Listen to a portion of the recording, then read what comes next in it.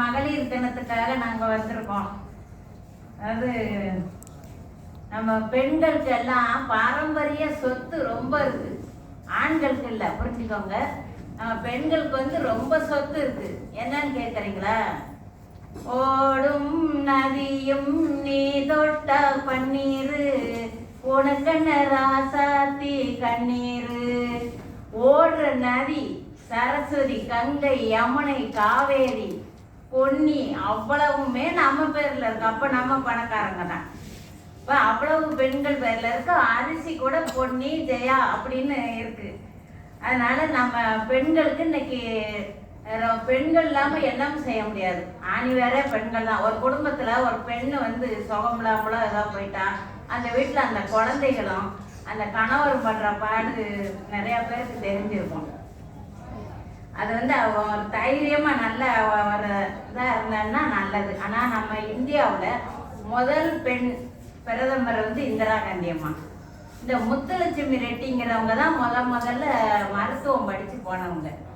அவங்க சகோதரி புற்றுநோயில் இறந்துட்டாங்கிறதுனால அடையாறில் புற்றுநோய் மருத்துவமனை கட்டி அவங்களும் அதில் மருத்துவராக இருந்தவங்க, எல்லாருக்கும் தெரியும்.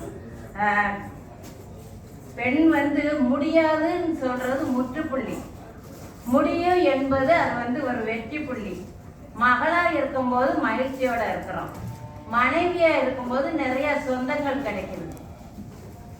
மனைவிய தாயா இருக்கும்போது நமக்கு கௌரவம் கிடைக்கும். ஏன்னா நம்ம தாய் அடைஞ்சிட்டா நமக்கு வாரிசு வந்துருச்சு அப்படிங்கிற ஒரு தைரியம் இருக்கு. வயதான போது அந்த நம்ம குழந்தைகள் வந்து நமக்கு ஆழம் விழுது அப்படின்னா, ஆலமரம் நம்ம இருக்கோம், அந்த விழுதுகள் வந்து வேரோட இருக்கிறத நம்ம நடுவில் நிப்பாட்டி சுற்றி பிடிச்சிக்கணும். அதுக்கு தான் ஆழம் விழுதுகள் போல அப்படிங்கிறது.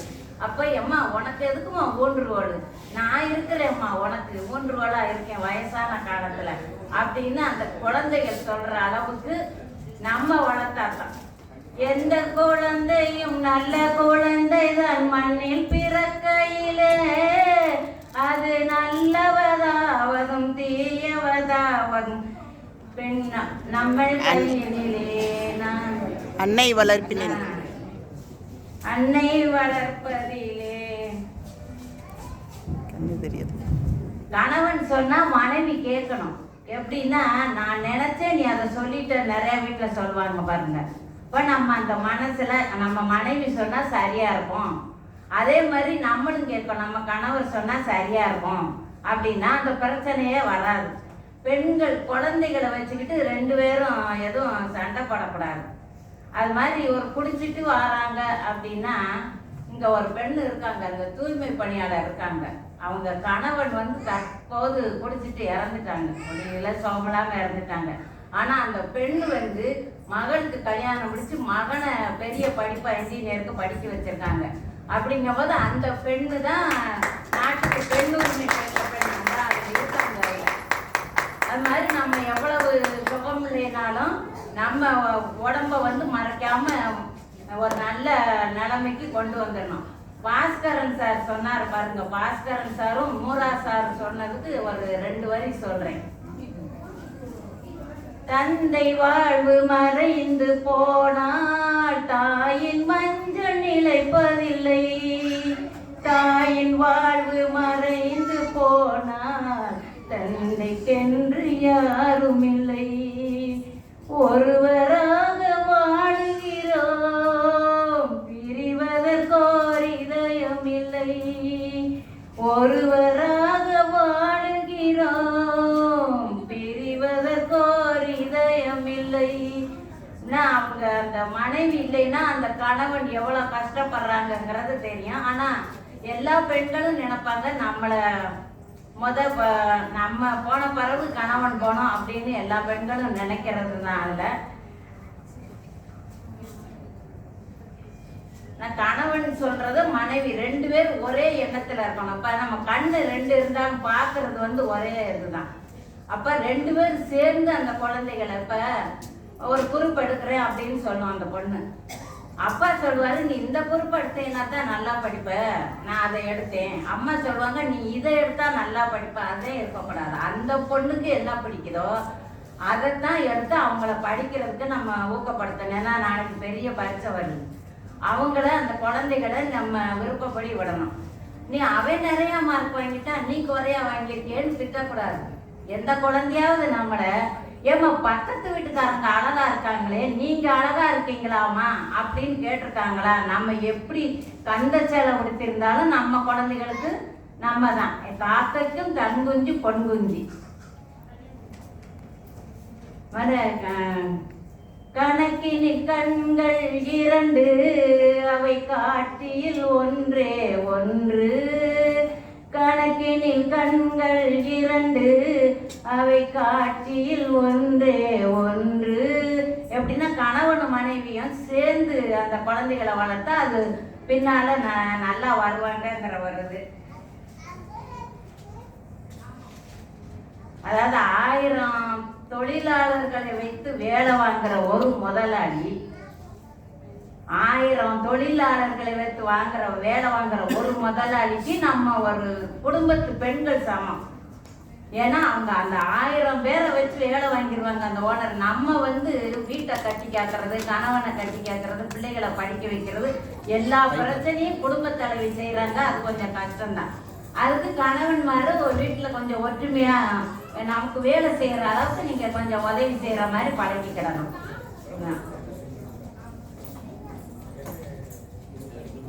யாரும் என்னை பற்றி உங்களுக்கு எல்லாருக்கும் தெரியும். அவ்வளவு ஒரு இதுலயும் நான் வந்திருக்கேன் அப்படின்னா ஒருத்தங்க சொல்லுவாங்க. அதாவது நம்ம ஐயாவே சொல்லுவாரு, நான் மதுரைக்கு எனக்கு மதுரை பெரியாஸ்பத்திரிக்கு எழுதி கொடுத்துட்டாங்க, நான் என்ன செய்ய அவசியங்க, நான் என்ன செய்ய அப்படின்னு வருத்தப்பட்டேன். நீங்க வாங்க அந்த மீனாட்சி பார்த்துக்கிடுவா. அப்போ வேற யாரும் சொல்லல, மருத்துவர் பார்த்துக்கிடுவாரு, அவங்க பார்த்துக்கிடுவாங்கன்னு சொல்லல, அந்த மீனாட்சி பார்த்துக்கிடுவா. ஏன்னா அதுவும் ஒரு பெண் தெய்வம் தான். அந்த நம்பிக்கையில இன்னைக்கு நான் இவ்வளவுதான் நிக்கிறேன்னா, நான் நிறைய வீடுகளுக்கு நிறைய பேருக்கு நான் அந்த விழிப்புணர்வை நான் சொல்றேன். அந்த பெண்கள் ரொம்ப தைரியமா இருக்கணும். எந்த நிலையிலும் இப்ப நிறைய பெண்கள் கடனா ஒரு கஷ்டமா உடனே போய் தற்கொலை பண்ணிக்கிறாங்க. அந்த பிள்ளைங்களை யோசிச்சு பாருங்க. நம்ம தாய் இல்லாம தகப்பன் எவ்வளவு பணக்காரங்களா இருந்தாலும் அந்த பெண் பிள்ளைகளையோ ஆண் பிள்ளைகளையோ வளர்க்க முடியாது. அதை நம்ம கொஞ்சம் யோசிச்சுக்கிடணும். 2 கண்கள் சேர்ந்து காணும் காட்சியும் ஒன்று, 2 நெஞ்சம் சேர்ந்து வாழும் சாட்சியும் ஒன்று, அருகில் வைத்து தூங்க செய்யும் தாயில்லாதது, ஆசை துன்பம் வெளியில் சொல்ல வாயில்லாதது. இது உங்க பெண்களுக்கு எல்லாருக்கும் தெரியும். அதாவது அந்த குழந்தைகளை நம்ம விட்டுட்டு அப்படி போயிட்டு அந்த குழந்தைங்க எங்க அம்மா இல்லையே, எனக்கு ஆறுதலா பக்கத்துல படுத்த எங்க அம்மா இல்லையே அப்படின்னு. ஏன்னா அந்த அனுபவம் பட்டவங்களுக்கு தான் தெரியும். ஏன்னா நானும் அதுல இருந்தவதான். 6 வயசுல அம்மா இறந்துட்டாங்க. அது இங்க இருக்கிற ஒரு 3 தெய்வங்களுக்கு மட்டும்தான் தெரியும். சுகுமாரி, சத்யா, வள்ளியம்மைக்கு மட்டும். 6 வயசுல ஒரு கைப்பிடி சோறு இல்லாம நான் அந்த ஒரு கிராமம், மலை கிராமத்துல நான் அடைஞ்சேன்.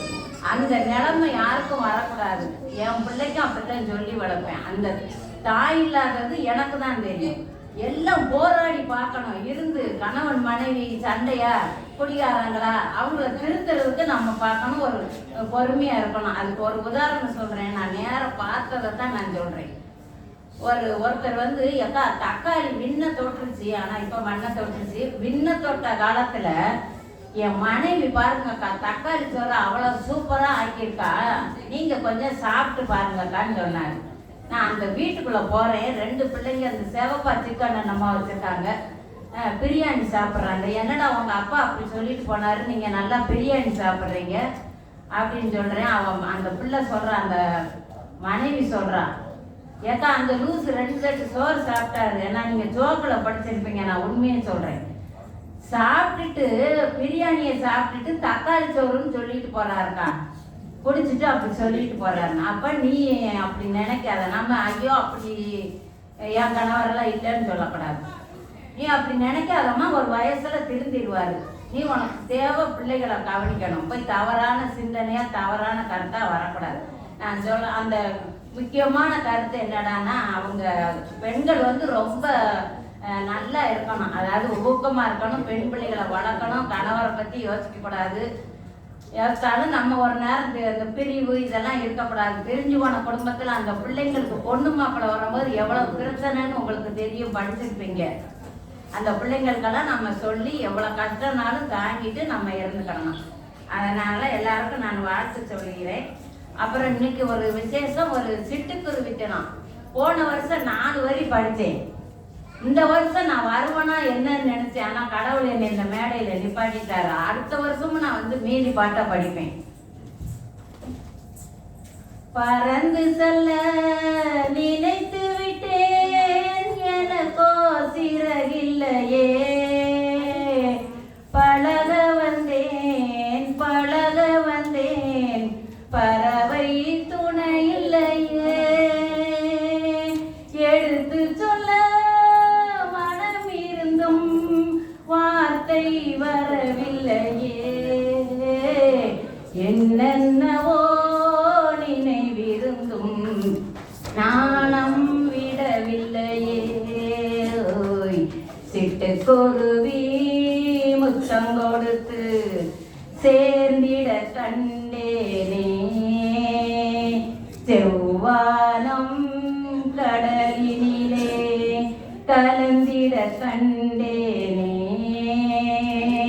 மொட்டு விரிந்த மலரினிலே வண்டு மூழ்கிட கண்டேனே. மூங்கினிலே காற்று வந்து மோதிட கண்டேனே.